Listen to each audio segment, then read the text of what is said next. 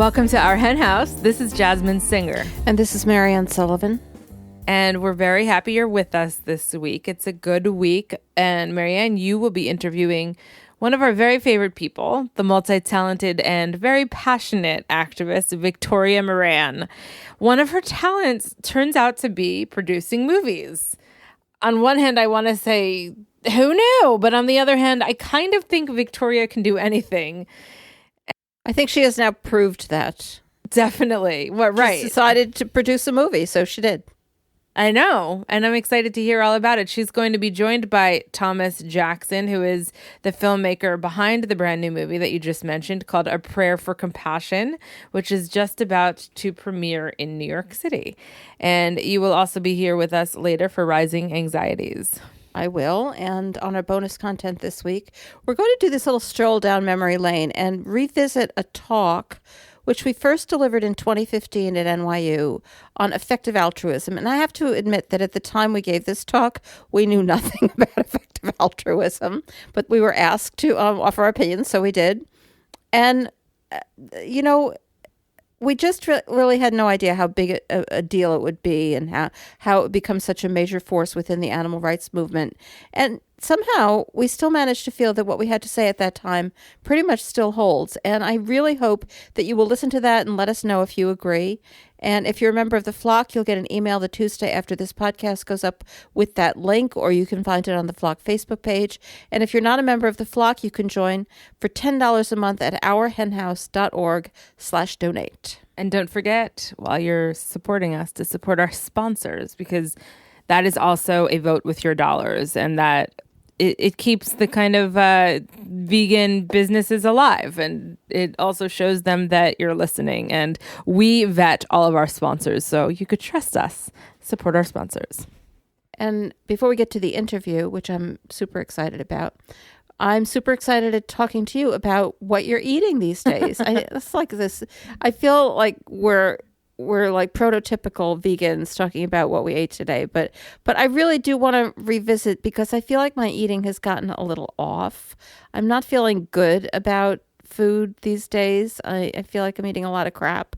So I do feel that one of my huge problems is that I don't have the time to, and I really don't like to cook. So as always, I mean, I think we've talked about this before, I'm always interested in easy but healthy ideas for quick meals. Well, yeah, and it's funny because we were talking about what to chat about for Tots, top of the show, which is this segment. And while we were doing it, I was cooking all this stuff, and I was like, I don't know what we're cooking. And then I realized that people ask me all the time, "What do you eat? What do you eat?" Vegans ask me because they are like sort of voyeuristic, and non-vegans ask me because they don't know what vegans eat still, inexplicably. And I'm not a very good cook. I do the very, very basics, and I don't know. You are a good cook, but you also pretty much stick to the basics. Would you say that's true? Well, I think I can, if you give me a recipe, I think I can do it. And I don't think I'm a little bit creative. Yeah. And I think I can put food together, but I just don't have the patience for it. I like it to be quick, and I don't care. I mean, I hate to say this because I do love food and I love to eat, but I'm definitely not a foodie. I like pretty basic food. I don't really care as long as it's like reasonable and you put it in front of me. I'm happy. Mm-hmm. Well, like, so you wouldn't think it would be so hard, but I do tend to end up eating too much junk food. Like takeout, or that you pick it up and you just like do a little quick microwavey dealio, or what? Yeah, takeout, veggie burgers, like Gardein, which is, absolutely delicious, but it's not the kind of thing I should be having every night. Like, I need to eat really healthy in order to stay on track. And I think most people do. And so, yeah, just, I want to fit more fruits and vegetables into my life, which I've done in the past. And I don't know, like just prepackaged food. God, I love a day of pizza, that sort of thing. But I can't be doing that all the time. Right. Yeah. I've been having a hard time too, to be honest. So I just ate a mango and I feel like today should be like a national holiday, like National Jasmine Eats a Mango Day or Well, something. I think that is a sign that things might be a little Yeah. off. No, they are. If it's that big a deal to eat one piece of fruit. It's a big deal. It is. Like I've just, the time that I was in the Veg News offices full time, it was very challenging for me to navigate my way around like the dozens and dozens and dozens of weekly deliveries we would get of like donuts and cake and whatever junk food was new to the market. And now I'm working from home and I'm trying really hard to just get a better grasp of my food. So for breakfast this morning, I had actually put together some overnight oats last night because I was thinking ahead, and that was pretty good. Have you ever done overnight oats? It's super easy. No, but I'm not sure I could manage to think about. I mean, it takes like 3 minutes to make oatmeal. So why would you need to think about it the night before? Well, I was like going on the assumption that one should like lean into their strengths. So for example, I am a night person and not a morning person. So and I'm addicted to caffeine as you know all too well. So when the morning comes around, all I can think of is that cup of coffee. I don't even want to sit and make oatmeal.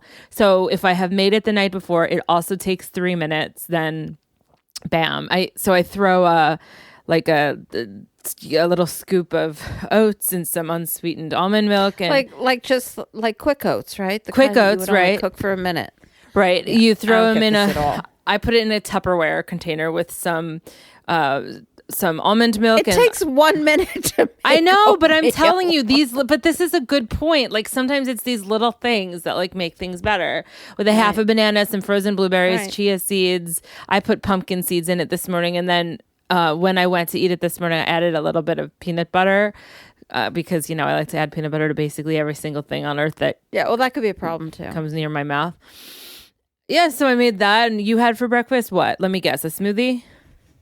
I did have a smoothie this morning. I don't have a smoothie every morning, but I try to. And so yeah, that's my best breakfast. And I always feel good if I have a smoothie. The problem is it doesn't really fill me for that long, but it is a great way for me to get fruits and vegetables into me because I always put greens in my smoothie. I put some chia seeds, for the omega-3s and yeah, I love my smoothie. I mean, the question, like, how much milk I put in is a question. I mean, I use whatever kind of milk I have in the fridge, but it's probably best not to load it up with milk and to use water to water it down. Right. Yeah. I like it better if it's really creamy and rich. With peanut butter. Oh yeah. Yesterday I added some vegan cream cheese to it. That was yummy. Wait, what? Are you... That's like the weirdest thing I have. That out weirded so you. It was so good, and I sweetened it with. I sweetened it. It really did need some sweetening. I swear. I sweetened it with a little strawberry jam, and it reminded me of like a cream cheese and jelly sandwich. Remember those? My God. It was a cream cheese and jelly smoothie. It was so good. That's I think disgusting. I invented something important. Okay, good. I'm glad you're going to go down in history for your cream cheese smoothie. Cream cheese and jelly smoothie. It was so good. No. But you like to put frozen peas in your smoothies, like on the regular. Yeah, you don't want to overdo. I love to put frozen spinach in. You can put a lot of frozen spinach in. Right. Frozen peas you can overdo a little bit. But yeah, you can put a lot of vegetables in your smoothie without really noticing them. Well, I feel like I've been making... I mean, as long as you have a lot of fruit in there, too. I got in this weird habit of, like, whenever I make smoothies, I need to put a highly flavored protein powder in it to make it taste like a milkshake. Then that's ridiculous. But I do still put a ton of kale or whatever in it, so I don't know. All right, well, yeah, I guess that's okay then. It is a vehicle. If you're sweetening it because it has a lot of vegetables. No, I don't usually use protein powder. Occasionally I do. Yeah.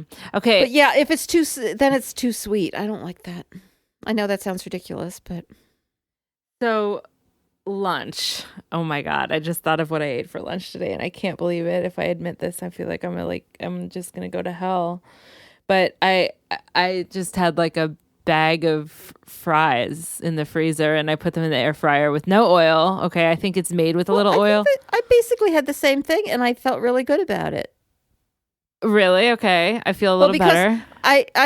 I went to the supermarket and I bought loads of potatoes because I thought Maybe I should do this Spud Fit diet. Have you heard of this Spud Fit I want it. diet? I actually really am intrigued. I would do it with you if you wanted to like do it from, Because like across the country. I know it sounds ridiculous. Basically, all you eat is potatoes. Which, if there's one food in the world I was going to eat, it would be potatoes.